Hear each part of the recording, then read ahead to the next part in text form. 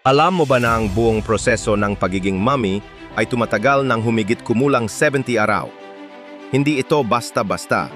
Kinakailangan niton maraming hakbang tulad ng pagalis ng mga internal organ, pagpatuyo ng katawan gamit ang natural na asin na tinatawag na natron, at pagkatapos ay balutan ito ng maingat sa mga lino. Pagkatapos alisin ang menga internal organ, maliban sa puso, na pinaniniwalang sentro ng katalinuhan at emosyon, inilalagay ang menga ito sa menga espesyal na sisidlan na tinatawag na canopic jars.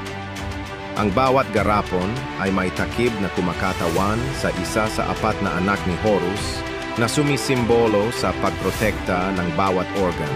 Ang puso ang tanging organ na iniiwan sa loob ng katawan ng mummy. Pinaniniwala ng mga sinaunang Ehipsyo na ito ang upuan ng kaluluwa at kailangan